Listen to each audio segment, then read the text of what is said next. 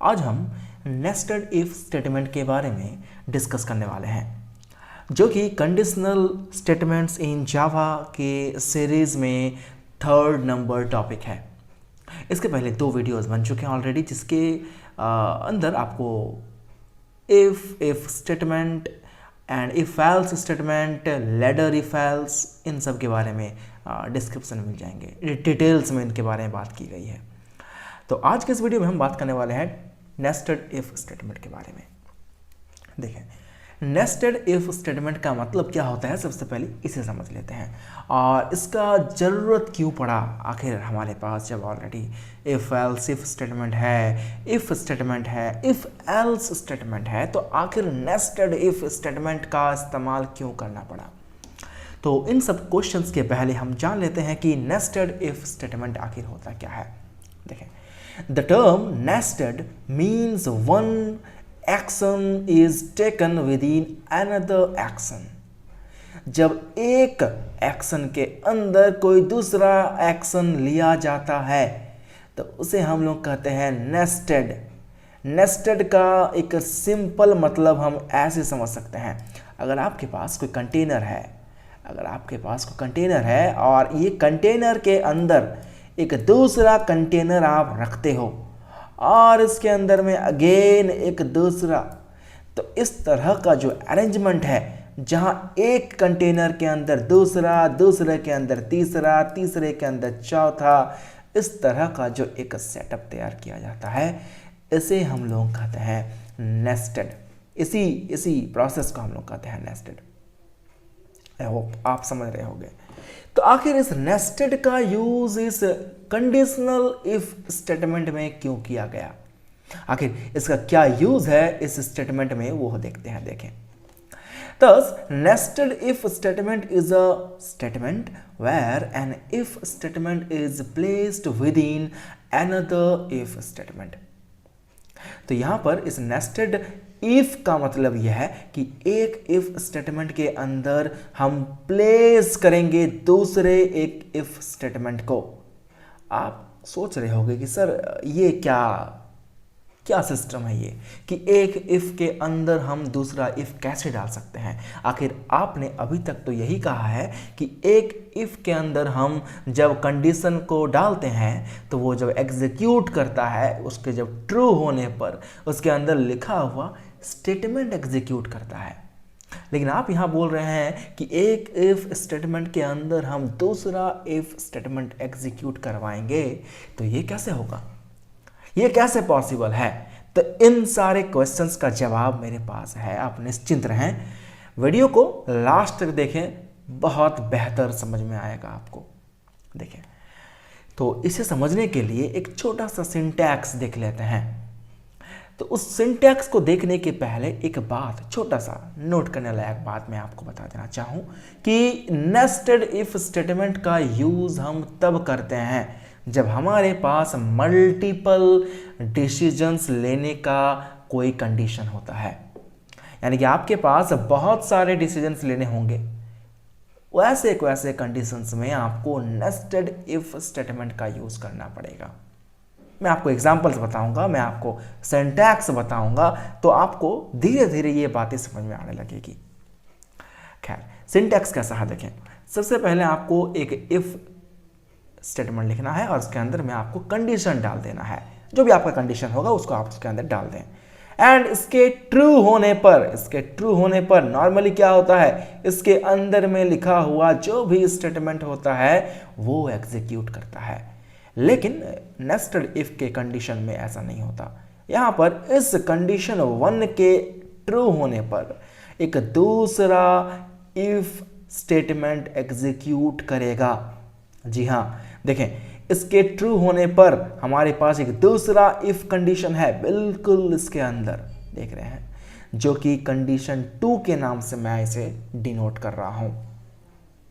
तो ये कंडीशन 2 या ये इस इफ के अंदर का जो इफ है, रेड कलर में जो लिखा हुआ है, ये तभी एग्जीक्यूट कर पाएगा जब आपका कंडीशन 1 ट्रू होगा। और जब आपका ये कंडीशन 2 जैसे ही एक्टिवेट होगा, कंडीशन चेक होगा, अगर ये कंडीशन ट्रू होता है तो इसके अंदर में लिखा हुआ जो भी स्टेटमेंट होगा वो एग्जीक्यूट करेगा। और अगर ये कंडीशन 2 फॉल्स होता है तो क्या कंडीशन 1 से बाहर निकल जाएंगे? बिल्कुल नहीं।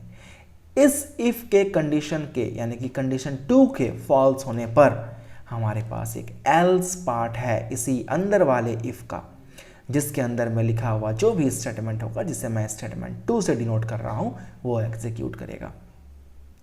तो अगर ये इफ बाहर वाला कंडीशन 1 ही फॉल्स हो जाए, उस कंडीशन में क्या, जब यही कंडीशन फॉल्स हो जाएगा तो उस केस में आपके पास इस बाहर वाले इफ के लिए एक बाहर में एल्स एग्जीक्यूट करवाना पड़ेगा, जो कि आपके इस कंडीशन के फॉल्स होने पर अपना रिस्पॉन्स दिखाएगा। यानी कि अगर ये कंडीशन 1 फॉल्स होता है तो ये एल्स वाला पार्ट एग्जीक्यूट करेगा। और इस एल्स के अंदर में अगर आप अगेन एक इफ कंडीशन डाल के रखे हो, जी हाँ ये पॉसिबल है, एक इफ के अंदर एक इफ और एल्स पॉसिबल है। और आप अगर चाहो तो इस अंदर वाले इफ के अंदर एक और इफ कंडीशन एग्जीक्यूट कर सकते हो। बिल्कुल ऐसा ही ये एक चेन टाइप का चलते रहता है। तो उसके लिए सबसे पहले बाहर वाले का ट्रू होना जरूरी है। अगर ये बाहर वाला ट्रू नहीं होता है तो मेरा कंट्रोल चलाएगा एल्स के पास, और एल्स के अंदर में लिखा हुआ जो भी कंडीशन है, इफ के अंदर में कंडीशन 3 है तो ये कंडीशन 3 एग्जीक्यूट करेगा अगर ट्रू होता है तो, और इसके हिसाब से जो भी इसके अंदर में स्टेटमेंट लिखा रहेगा वो स्टेटमेंट एग्जीक्यूट करेगा। और अगर ये कंडीशन 3 फॉल्स होता है तो उसके हिसाब से उसके अकॉर्डिंग जो एल्स कंडीशन लिखा हुआ रहेगा उसके अंदर में जो भी हमारा स्टेटमेंट रहेगा वो एग्जीक्यूट करेगा, स्टेटमेंट 4 जो जिसे मैंने डिनोट किया है। और इस तरह से ये एल्स यहाँ खत्म होगा, और ये एल्स यहाँ पर ओपनिंग कर्ली ब्रेसेस था, यहाँ पर ये क्लोज कर्ली ब्रेसेस है, क्लोजिंग कर्ली ब्रेसेस। तो ये पूरा एक सिंटैक्स है नेस्टेड इफ स्टेटमेंट का। मैं इसे एक छोटा सा एग्जाम्पल के साथ आपको बेहतर क्लियर करने का कोशिश करूंगा, और उसके बाद इस वीडियो के आखिर में ब्लूजे के हेल्प से मैं एक छोटा सा कोड भी रन करूंगा, जिसके बदौलत आपको, जिसके दौरान आपको इन सब डेटा के बारे में, इन सब कॉन्सेप्ट के बारे में बेहतर अंडरस्टैंडिंग होगी। आपका जो बेस है वो बेहतर बिल्डअप करेगा। तो लास्ट तक बने रहिएगा इस वीडियो के। देखें एग्जाम्पल हमारा कैसा है कि सपोज कर ले हमारे पास एक वेरिएबल है x और कुछ इसके अंदर वैल्यू है, लमसम कुछ भी वैल्यू है, मुझे नहीं पता इस वक्त कितना वैल्यू है, कुछ भी वैल्यू हो सकता है इसके अंदर। चलें, if x is greater then 10, if x is greater then 10 ये कंडीशन है मेरा, जिसे मैंने सिंटैक्स में कंडीशन 1 से इंडिकेट किया था। तो ये मेरा कंडीशन 1 हो गया। सपोज कर लें x इज ग्रेटर देन 10। अगर ये कंडीशन ट्रू होता है, अभी फिलहाल मुझे नहीं पता कि x के अंदर में क्या है, मैं इस एग्जाम्पल को लिखने के बाद एक छोटा सा वैल्यू लूँगा x के, उसके अकॉर्डिंग मैं इस प्रोग्राम को एग्जीक्यूट करवाऊँगा।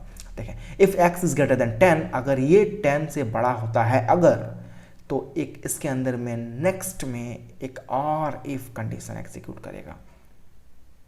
अगर ये ट्रू होता है तो ये एग्जीक्यूट करेगा। और यहाँ पर एक कंडीशन मैंने डाला है जिसको मैंने कंडीशन 2 दिया था इसके पहले वाले सिंटैक्स में, यहाँ पर मैंने उस कंडीशन 2 को रिप्लेस किया है x इज लेस देन 100। और अगर ये भी ट्रू होता है तो इसके अंदर में एक मैसेज मैंने लिखा है system.out.println 2 डिजिट नंबर। और अगर ये रॉन्ग होता है तो इसके अकॉर्डिंग जो एल्स पार्ट है वो एग्जीक्यूट करेगा। और अगर मैं इसको समझाऊंगा आपको, चिंता ना करें, और अगर ये एल्स वाला पार्ट एग्जीक्यूट कर गया तो ऑब्वियस सी बात है मेरा काम यहाँ पर ख़त्म। लेकिन अगर ये इफ़ बाहर वाला यही अगर फॉल्स हो जाए तो मेरे पास एक कंट्रोल को भेजने लायक एल्स कंडीशन होना चाहिए। और इस एल्स के अंदर में मैं सीधे एक मैसेज प्रिंट कर दूंगा कि system.out.println 1 डिजिट नंबर। चाहे तो आप इसके अंदर में भी इफ़ एल्स कंडीशन डाल सकते हो, मैंने नहीं डाला है। तो चलें इसे मैं एक बार रन करके देखता हूँ, ट्राई रन करके देखता हूँ। तो सपोज कर लें कि इस x का वैल्यू आप लिए हो 5, इस x का वैल्यू लिया आप 5, तो यहाँ पर चेक करेगा क्या 5 बड़ा है, सॉरी माफ़ करिएगा, बड़ा है 10 से, तो आप बोलोगे सर नहीं, ये कंडीशन जो है ये फॉल्स है। अगर ये कंडीशन फॉल्स होता है तो ये पूरा स्टेटमेंट एग्जीक्यूट ही नहीं करेगा, तो कंट्रोल सीधा चला जाएगा इस एल्स के पास और स्क्रीन पे प्रिंट हो जाएगा ये स्टेटमेंट, यानी कि स्क्रीन पे प्रिंट हो जाएगा 1 digit number, 1 digit number.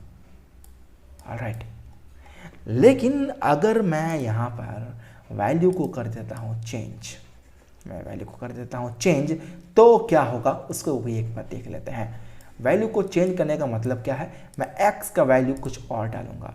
Suppose मैं x का वैल्यू डालता हूँ 50, मैं x का वैल्यू डालता हूँ 50, तो व्हाट अबाउट दिस कंडीशन, क्या ये 50 बड़ा है 10 से? तो आप कहोगे बिल्कुल सर ये बड़ा है, देन इट इज ट्रू। तो ये ट्रू होगा तो मेरा कंट्रोल चला आएगा इस इफ कंडीशन के अंदर। तो इस इफ कंडीशन के अंदर में जैसे ही आएगा तो उसे अगेन एक इफ कंडीशन मिलेगा, जहां पर फिर से एक कंडीशन है।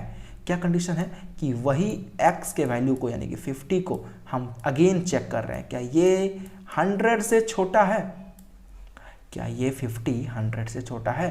तो ऑब्वियस सी बात है ये 100 से छोटा तो है, यानी कि अगेन ये ट्रू हो गया।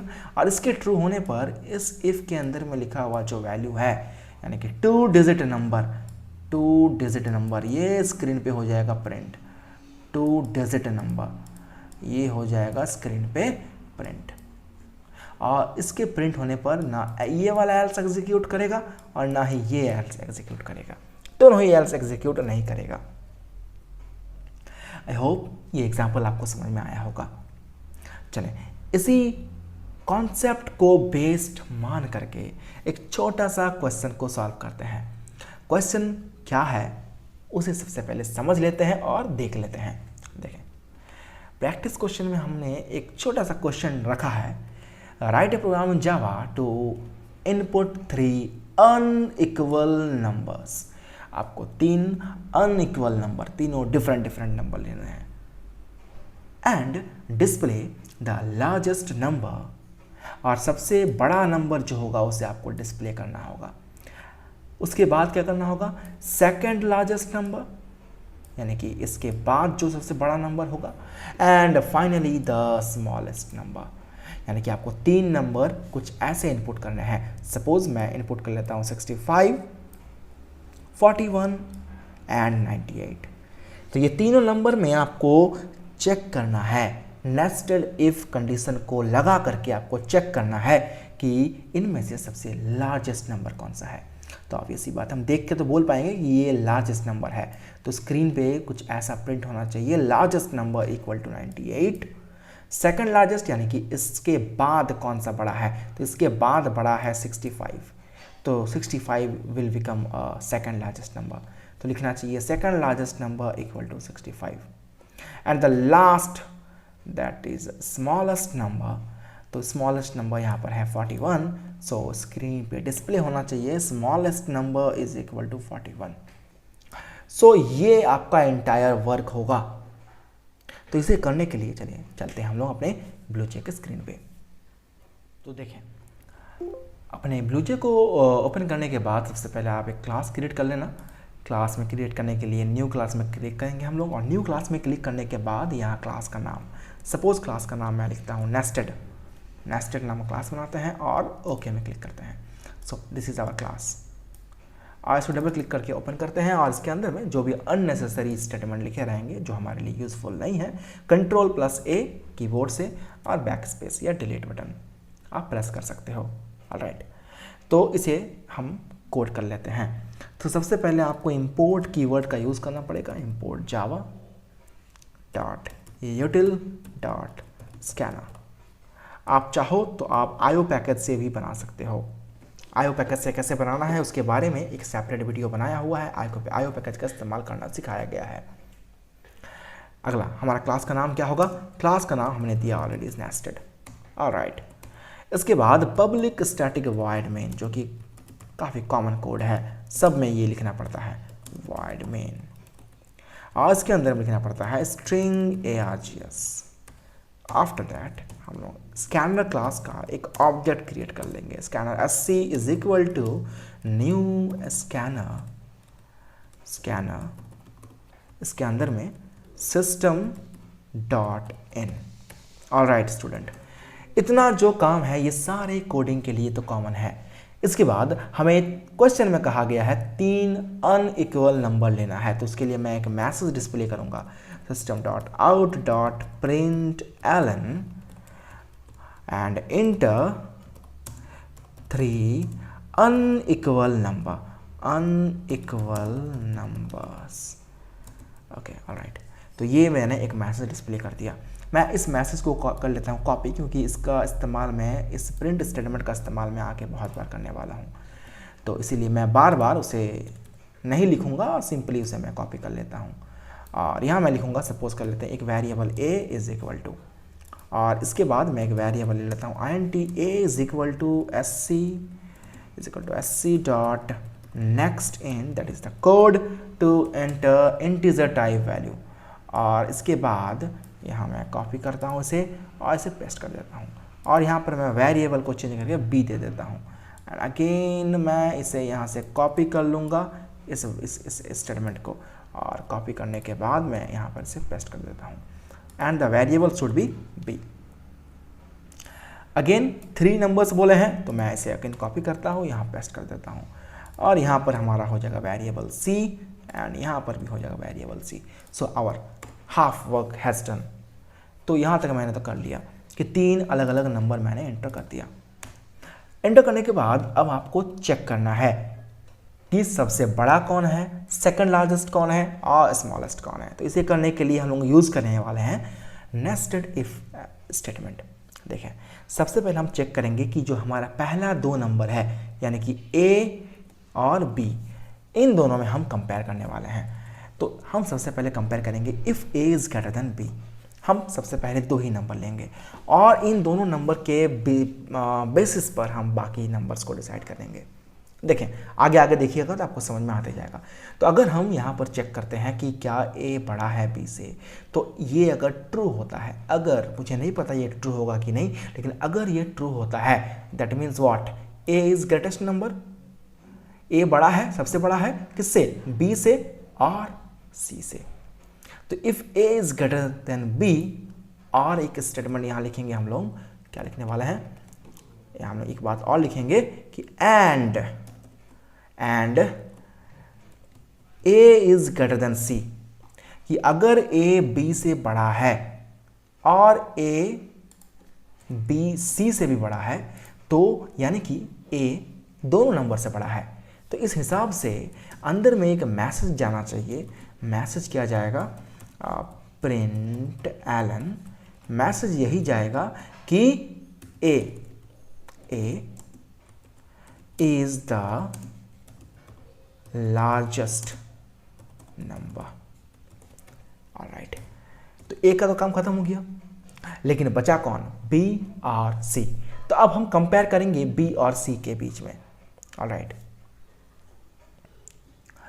कि b और c में कौन बड़ा है कौन छोटा है। तो अगेन इसके अंदर में हम एक इफ़ कंडीशन एग्जीक्यूट करवाएंगे। देखें, एक इफ़ के अंदर दूसरा इफ़ एग्जीक्यूट होने वाला है। ऑलराइट, तो इसी को हम लोग कहते हैं नेस्टेड इफ़ कंडीशन। यहाँ हम लोग यूज़ करेंगे if b is greater than c। एक ही कंडीशन होगा, क्योंकि b और c 2 ही नंबर हमारे पास बचा हुआ है। तो हम इसके अंदर में इसके ट्रू होने पर एक मैसेज डिस्प्ले करेंगे। मैसेज कुछ ऐसा होगा कि b अगर c से बड़ा होता है, अगर, तो b is the second largest number. और इस हिसाब से अगर b बड़ा होगा सेकंड लार्जेस्ट, तो बचा हुआ जो c है वो क्या हो जाएगा, ऑब्वियस सी बात है, लार्जेस्ट हो चुका, सेकंड लार्जेस्ट हो चुका, तो ये क्या होगा, स्मॉलेस्ट नंबर। ऑलराइट, लेकिन अगर मान लेते हैं कि ये कंडीशन हो जाता है फॉल्स, ये कंडीशन हो जाता है फॉल्स, कि b c से बड़ा नहीं है, तो ऑब्वियस सी बात है कि हमारे पास एक एल्स कंडीशन होना चाहिए। और इस एल्स कंडीशन में हम लोग क्या प्रिंट करने वाला है कि अगर b c से बड़ा नहीं है, इसका मतलब कि b छोटा होगा और c क्या होगा, बड़ा। तो यहाँ लिखना होगा c is the second largest number and b is the smallest number। Smallest number. Alright, तो यहाँ तक का जो कोड है ये इस बेसिस पे है कि ए सबसे बड़ा है, हमने इसको यहाँ पर ट्रू माना है। लेकिन अगर ये फॉल्स होता है तो क्या, इसका मतलब कि ए सबसे बड़ा नहीं होगा, तो फिर क्या करना पड़ेगा, हमें यहाँ पर एक एल्स कंडीशन लगाना पड़ेगा। और एल्स के साथ देखें हम इफ को भी एग्जीक्यूट करने वाले हैं, तो यहाँ पर आपका लैडर को भी आप समझ जाओगे। यहाँ तक तो आपका नेस्टेड था, लेकिन जैसे हम यहाँ पर नज़र डालेंगे तो यहाँ पर देखिए लैडर वाला काम भी हो रहा है। इफ फिर एल्स इफ, इसी को हम लोग लास्ट वीडियो में डिस्कस किए हैं। एल्स इफ, जिसे हम लोग लैडर इफ एल्स भी कहते हैं। Ladder LADDER, ladder if else, ठीक है। तो एल्स इफ अगर ये कंडीशन फॉल्स होता है, ये कंडीशन फॉल्स होता है, इसका मतलब यहाँ पर हम लोग चेक करेंगे कि अगर ए तो छोटा हो गया, फिर अगर ये फॉल्स होता है तो चेक करेंगे if B is greater than A. दूसरा वाला नंबर को चेक करेंगे, if B is greater than A and B is greater than C. अगर ये फॉल्स होता है तो हम लोग को चेक करना पड़ेगा फिर बी बड़ा है कि नहीं, ऑब्वियस सी बात है। अगर ये हम लोगों का ट्रू होता है तो मैं यहाँ से इसको कॉपी कर लेता हूँ और इसे यहाँ मैं पेस्ट कर दूंगा। तो यहाँ पर लिखना होगा आपको b is the largest number, obvious सी बात है। अगर ये ट्रू होता है तो अगर b हो गया तो अब बचा कौन, a और c। तो हम चेक करेंगे क्या a बड़ा है c से। अगर ऐसा होता है तो इसका मतलब a is the second largest number and c is the smallest number, अगर ये ट्रू होता है तो। लेकिन अगर ये फॉल्स हो गया दैट मीन्स क्या होगा, c is the second largest number and a is the smallest number. Alright students, I hope आपको ये चीज़ समझ में आ रहा होगा। मैं जानता हूँ ये कोड काफ़ी लंबा है, लेकिन आप इसे समझिएगा आराम से ध्यान लगा के, तो आपको समझ में आ जाएगा। तो हमारे पास देखें दो कंडीशन हो गया कि अगर a बड़ा होगा तो उसके लिए ये कोड है, अगर b बड़ा होगा तो उसके लिए ये कोड है। अगर a और b दोनों ही बड़ा नहीं है तो बचता कौन है, लास्ट में बचता है c। उसके लिए हम कंडीशन लिखेंगे नहीं यहाँ पर, क्योंकि दोनों ही एग्जीक्यूट नहीं करेगा तो ऑब्वियस सी बात है लास्ट वाला ही एग्जीक्यूट करेगा। तो इसका मतलब क्या हो जाएगा, यहाँ हम लोग लिखेंगे कि c is the largest number. c अगर हो गया तो यहाँ पर बचेगा a एंड b।